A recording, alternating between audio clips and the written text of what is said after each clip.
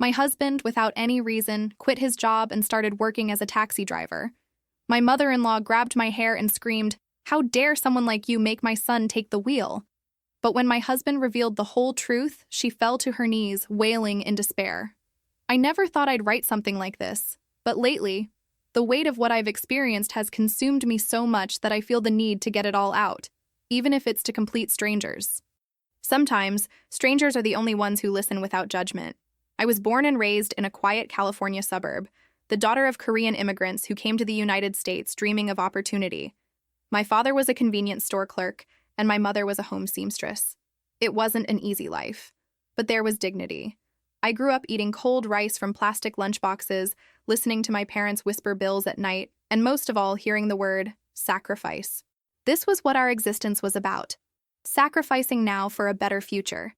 And as the eldest daughter, much of that weight fell on me. Not because they demanded it. On the contrary, my parents were discreet in their expectations.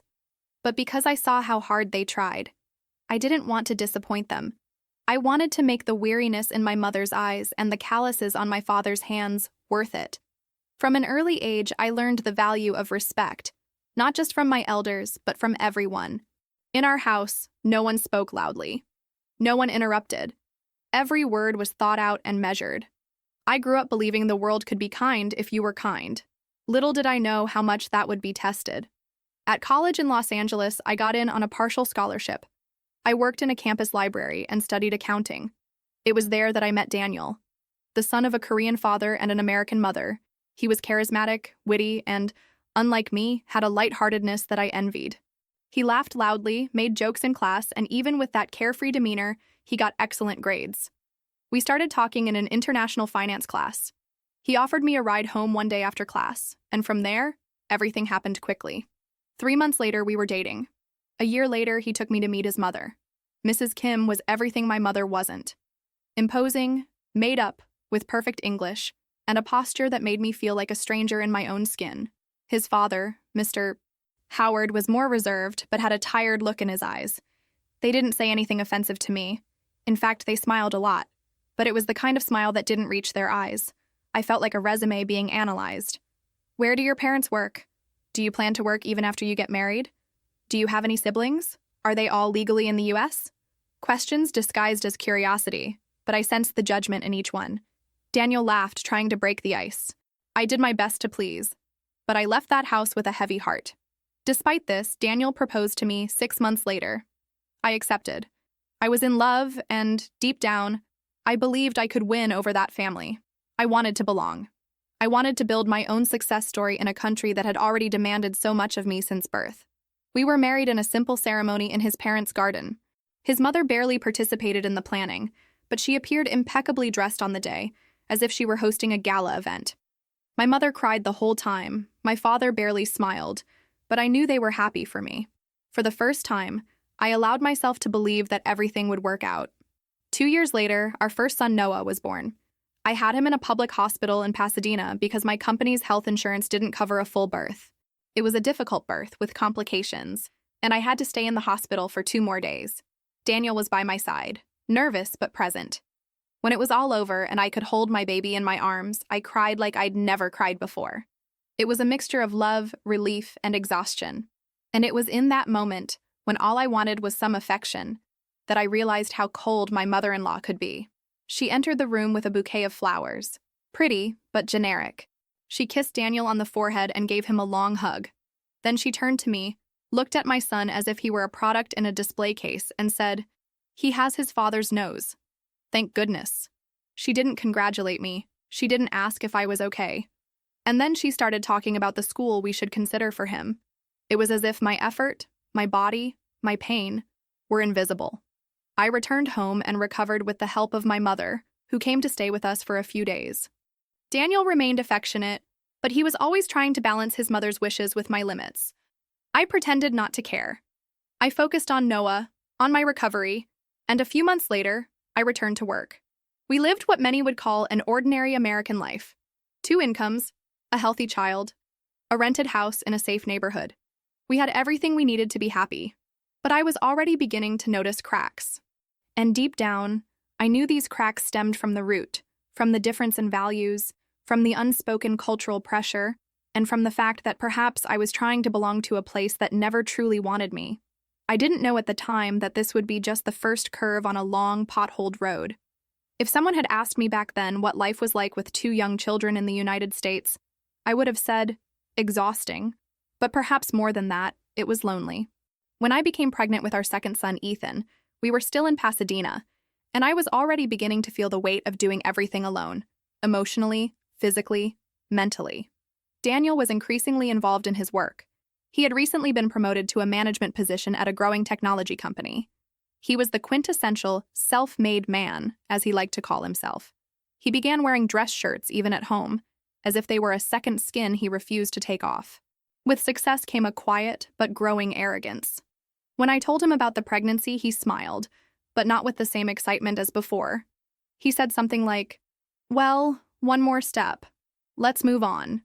That made me uneasy. Still, I soldiered on. I worked until I was 8 months pregnant, attended prenatal care alone most of the time, and when Ethan was born, everything happened again.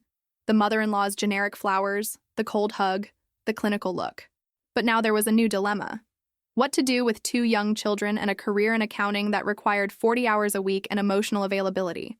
Daycare centers in the US are incredibly expensive. The good ones cost almost as much as rent. The affordable ones had waiting lists and honestly felt like child storage facilities. I visited one that was located between a gas station and a pawn shop. The smell of disinfectant nearly knocked me out. I left crying. My parents, who lived in Riverside, still worked. My mother said she didn't have the strength to care for 2 babies, and I didn't blame her. She'd spent her life sacrificing herself. She didn't want another battle. So I considered quitting work. Not out of choice, but out of choice.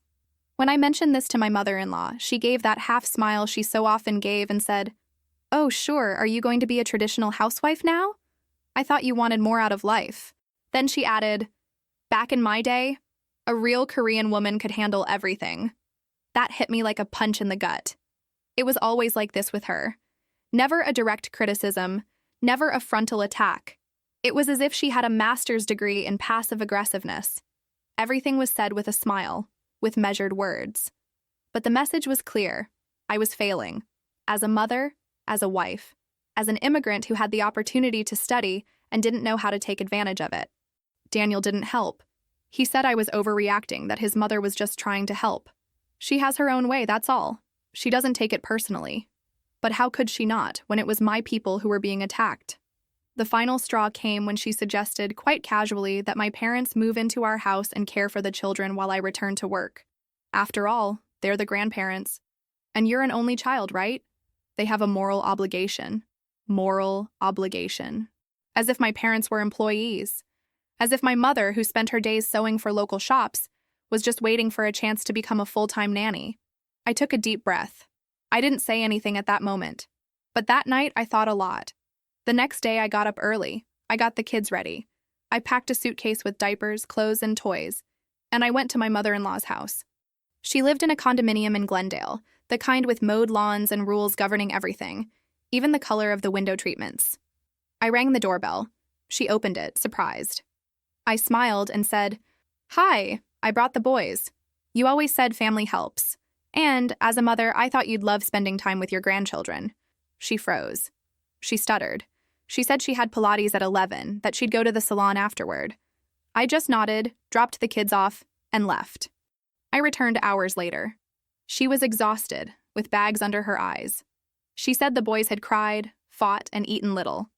I smiled, the same smile she used to give me, and said, "Welcome to my world." Daniel got angry. He said I shouldn't have done that without warning, but I calmly replied, "It was either that, or accept that my family is worth less than yours." After that episode, she stopped suggesting my parents should drop everything for me. But the atmosphere was never the same again. I honestly was tired of pleasing people. I was tired of trying to prove my worth. Daniel changed, or maybe he showed his true colors. He started going out more, saying he needed to connect with people on his own level. He stopped asking how I was doing. When I mentioned couples therapy, he laughed. Little by little, I felt myself fading. The house became a place of tension. The children were my only source of light. And I began to wonder, was this the American dream? Working until I dropped, listening to judgment disguised as advice, being invisible even in my own home. I was tired, but not ready to give up yet. Moving to New York seemed like a prize at first.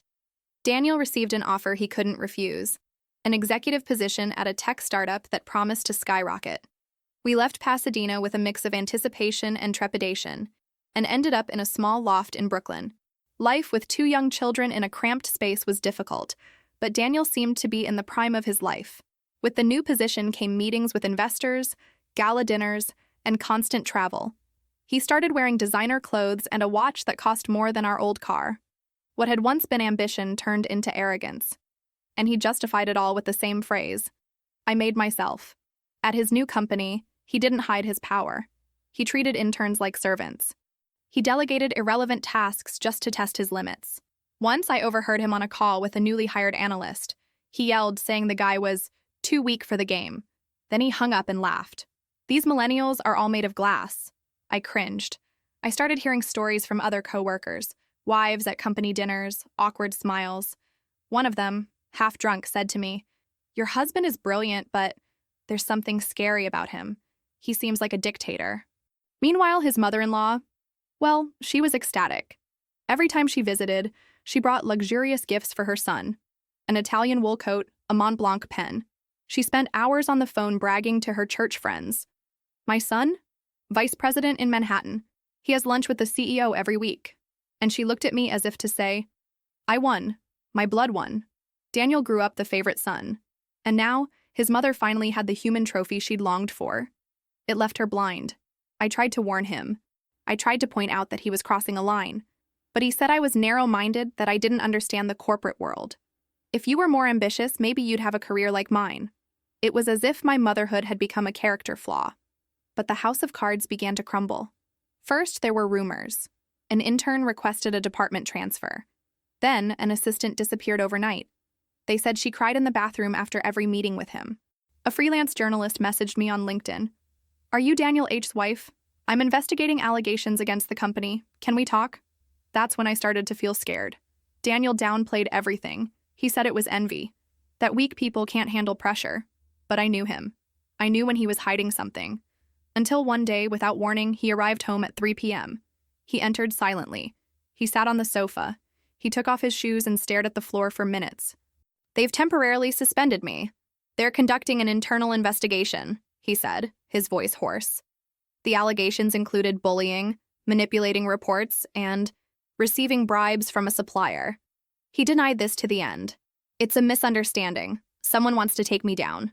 But the story came out. In a local newspaper. With photos of him. With excerpts of leaked audio. A former employee said he offered her a promotion in exchange for unconditional loyalty. Another revealed humiliating messages. The company immediately cut ties. A dry, cold statement. "Daniel H. is no longer on staff. We condemn any inappropriate conduct." I felt somewhere between relief and shame. Upon finding out, the mother-in-law had a meltdown. She called me screaming, saying that someone must have set him up, that jealous Asians always try to bring us down. And of course, she insinuated that I, as his wife, should have done something. Done what? Prevented him from being who he always was? Daniel went into denial. He spent his days at home, saying the corporate world was dirty, that he was a martyr. He stopped seeing his children. He barely ate. He spent his days locked in his office, writing long defensive emails that he never sent. I logged out. I looked at him and no longer saw the college boy. I saw a lost man, consumed by a vanity that blinded him. I saw someone who thought he was untouchable, nurtured by a mother who saw him as an extension of herself. I saw a man who didn't know how to apologize. Not to me. Not to anyone. And it was there, in that cruel silence that took over our house, that I realized what had fallen was not just his professional empire. That was what was left of our marriage. After the scandal, I made a silent decision. I wouldn't let his mistakes affect our children any longer. I contacted my old accounting firm in Pasadena. Fortunately, I still had good connections, and by luck or empathy, I was rehired remotely. Working from home, taking care of the kids, maintaining the house, all at the same time. But it was better than watching a grown man waste away on the couch and playing the victim. I changed the passwords for everything. Bank accounts, Netflix, even the kids' school logins. When he asked to see the boys, I created barriers. Not because I wanted to separate them from their father, but because I no longer saw a father in him. I saw a shadow, a risk, a dead weight I could no longer carry. He then decided to move to Chicago, where an old acquaintance recommended something temporary until he got back on his feet. He became an Uber driver. He sent me a photo, smiling next to a rented Toyota Prius, wearing a company cap as if he were proud. It was almost pathetic. But part of me thought maybe, just maybe, he was trying. Until the mother-in-law found out. She called me furious. She screamed, sobbed, and said I had destroyed her son. How could you have the nerve? How could you let him get to this point, driving at strangers? This is rock bottom. I hung up. Days later, she showed up at my door, unannounced. I was working from home, Ethan was sleeping, and Noah was doing homework. She knocked so loudly I thought it was the police. When I opened the door, I could barely react. She came in, pushed me, and her eyes full of rage grabbed my hair tightly. You destroyed my son. He was an executive. Now he drives drunk in Chicago because of you. You ungrateful woman. It was an instant. The pain, the fear, the humiliation. She pushed me, called me a parasite, shouted things in Korean mixed with English. What she didn't see was her neighbor across the street, a black woman who was always tending to her garden, filming everything with her cell phone. When I heard the screams, she was already calling the police. Minutes later, 2 police officers knocked on the door. The mother-in-law was already on the living room floor, crying and repeating that she just wanted to talk. The police took her away. I didn't report her that day. I just sat on the kitchen floor, crying softly, with the children clinging to me. Shame and fear washed over me like a cold wave. 2 days later, I received an unexpected call. My father-in-law. Are you okay? He asked, his voice deep and tired. I remained silent. She crossed the line. I should have done something a long time ago, but, we get used to even the absurd. He came to visit me the following Saturday. He brought fruit and a toy for the boys. He sat on the porch of our white house, that modest little wooden house I rented in a more remote neighborhood, trying to start my life over. You're going to need a lawyer, and if you'll allow me, I want to help you, he said bluntly.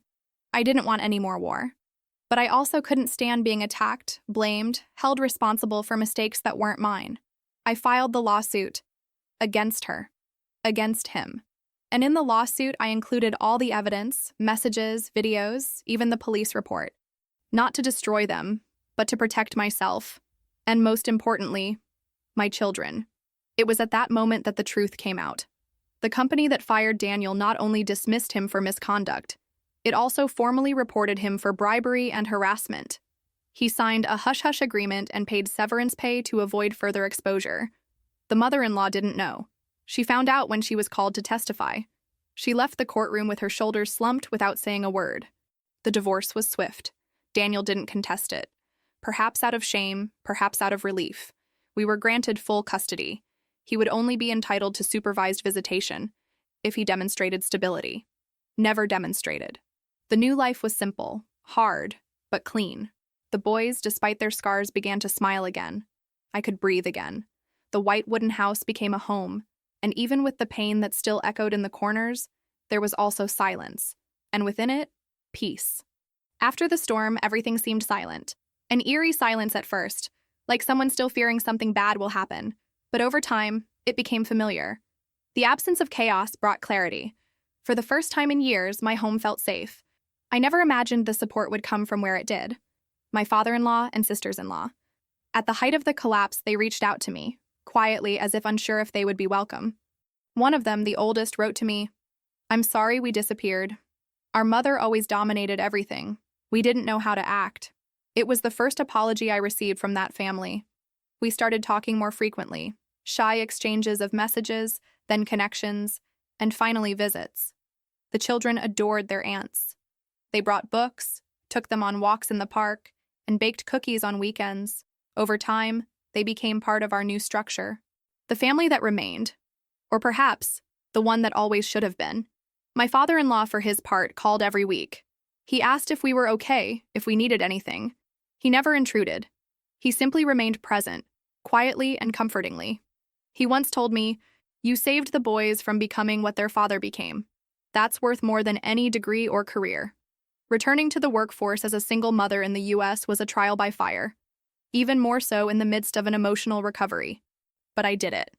I started freelancing, then got a permanent job. I took online courses, updated my resume, and reinvented myself.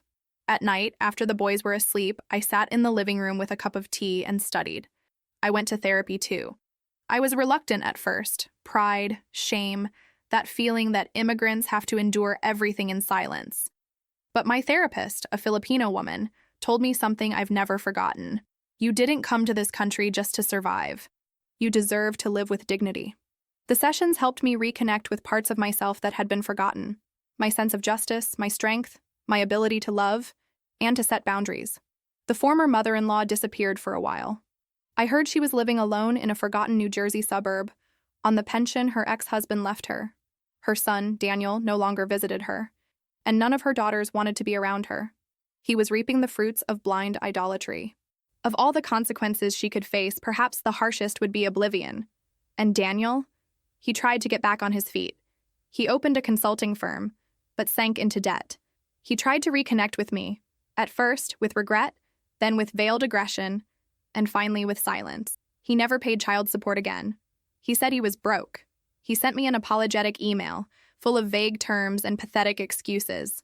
I just deleted it. Seeing that man, whom I had once found admirable, reduced to a bitter figure was sad. But it didn't shake me. Time had already done its part. I no longer felt anger, only pity. Today, I live in a rented house in a better neighborhood. The boys attend public school, but it's a good school. I wake up early, pack their lunches, and drive them around listening to music they choose. Sometimes it's Korean rock, sometimes it's Taylor Swift. Then I come back and start my workday. At night, we make dinner together. They help cut the vegetables and set the table. On Saturdays, we watch movies with popcorn and blankets. They're still afraid of the dark. They sleep clinging to me. And I let them. Today, when I look in the mirror, I see more wrinkles, yes. But I also see a whole woman. A mother who endured the impossible and came out the other side. An immigrant who refused to be silenced. A professional who rebuilt her own dignity. A daughter who still honors her parents' sacrifice. This story I've told here, with all the pain, anger, irony, and love, is mine. But it could also be yours. Or someone you know. Because many of us go through this in silence, thinking we have no right to complain. But we do. If you're reading this and feel invisible, disrespected, exhausted, know this. It's not weakness to acknowledge that something is wrong. It's strength. Strength is leaving an abusive marriage. Strength is starting over without money, with children, with fear. Strength is asking for help. And dignity is not a luxury. It's a right. America sells the dream of freedom. But true freedom only exists when we free ourselves from the guilt of saying, enough. Today, I say, I won. Not like in the movies, but in real life. And that's enough. Thank you for reading this far. Thank you for listening. That's me. And that was my story.